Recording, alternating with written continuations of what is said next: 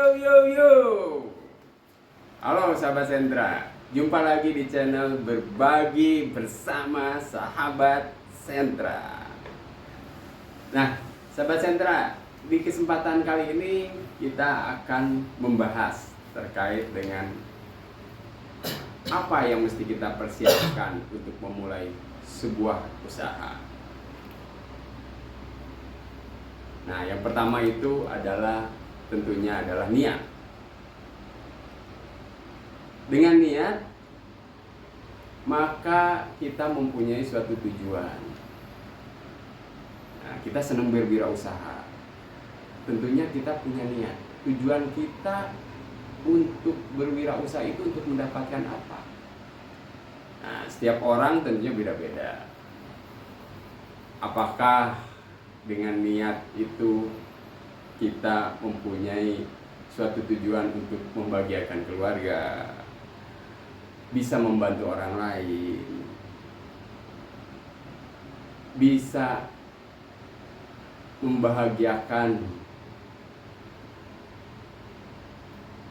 orang-orang yang membutuhkan suatu pekerjaan, sehingga dia terlibat di bisnis kita, di usaha kita, dan punya pendapatan untuk keluarganya. Nah, setiap orang beda-beda. Jadi tentunya niat yang akan kita tuju itu yang menjadi hal penting di bisnis kita. Nah, setelah niat, bagaimana kita akan merangkai tujuan tersebut, menitih atau menapak tahap demi tahap untuk mencapai tujuan tersebut. Apa yang harus kita lakukan? Nah, tentunya kita mempunyai semangat karena ada yang akan kita tuju, ada yang akan kita peroleh dari suatu usaha kita. Dengan semangat tentunya kita akan terus tekun untuk memperbaiki, untuk belajar, mengetahui apa-apa saja yang mesti kita siapkan untuk mencapai tujuan tersebut. Setelah kita tahu, kita mempersiapkan apa-apa yang akan kita tuju, tentunya kita akan mudah untuk mencapai tujuan tersebut. Nah, setelah tahu tujuan tersebut, kita tahu produk apa yang kita miliki, apa keunggulan produk kita. Tentunya yang dibahas itu keunggulan produk kita, sehingga orang yang akan membeli akan penasaran untuk mencoba apa keunggulan produk kita itu. Nah, setelah mereka mencoba, tentunya bagaimana agar kita selalu bisa memberikan yang terbaik untuk customer kita, untuk pelanggan kita. Nah, pelanggan kita kan membeli produk kita. Bagaimana agar produk kita itu, barang kita itu, ataupun jasa yang kita tawarkan itu dirasakan oleh si customer, bermanfaat dan berguna. Apa saja yang mesti kita perhatikan? Nah, kata kuncinya adalah kesan pertama, bagaimana kita memberikan yang terbaik untuk customer kita. Dengan adanya kesan, kita membangun hubungan chemistry atau istilah kata orang bilang, sehingga ada keterikatan. Nah, jadi apapun produk kita ataupun jasa kita, apa yang diinginkan oleh customer kita, dia bisa menceritakan bahwa kebutuhan yang customer inginkan apakah mungkin bisa dipenuhi oleh kita. Nah, kita tentunya akan berusaha bagaimana kita bisa memenuhi kebutuhan atau keinginan dari customer kita, pelanggan kita, orang yang telah membeli produk kita. Nah, dengan itu secara otomatis produk kita bisa lebih dikenal luas lagi, karena dari mulut ke mulut. Nah, itu berdasarkan apa yang telah kita kaji, berdasarkan pengalaman-pengalaman orang lain, bahwa pemasaran yang paling efektif itu dan lebih cepat, salah satunya adalah bagaimana orang yang telah membeli produk kita itu bisa menawarkan kembali kepada orang lain, bisa menceritakan lagi. Nah, ada strategi juga, salah satunya bagaimana customer yang kita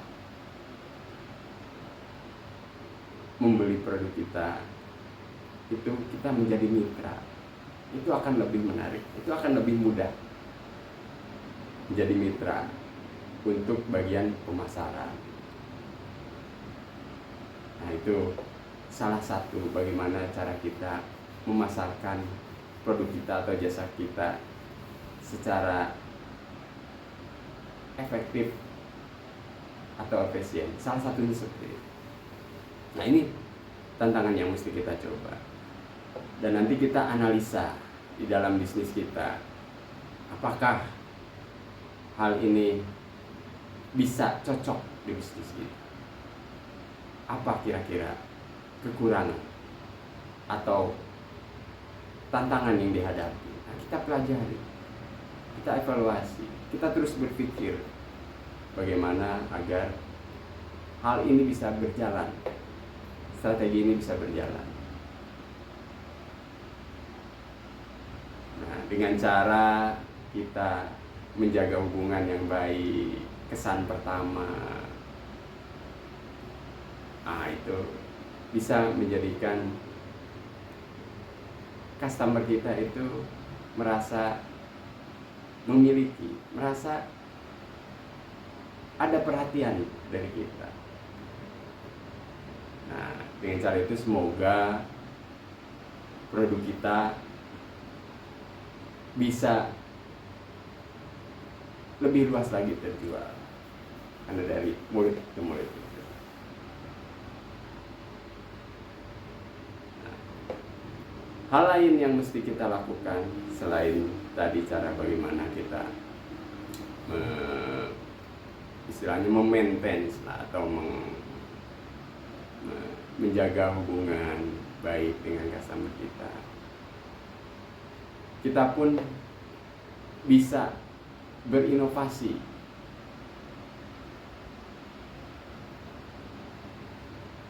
terkait dengan produk ataupun jasa kita. Kita coba, karena tidak ada salahnya kita mencoba, tentunya sesuai dengan kebutuhan pasar kita.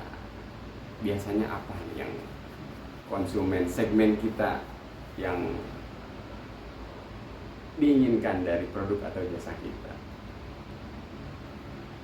Nah, itu ada beberapa tahap, sahabat sentra. Jadi selain hal itu, bagaimana menjaga hubungan, bisa berinovasi, bagaimana kita pun bisa mengelola bisnis kita agar lebih stabil lagi di awal. Bagaimana cara kita membuat pembukuan.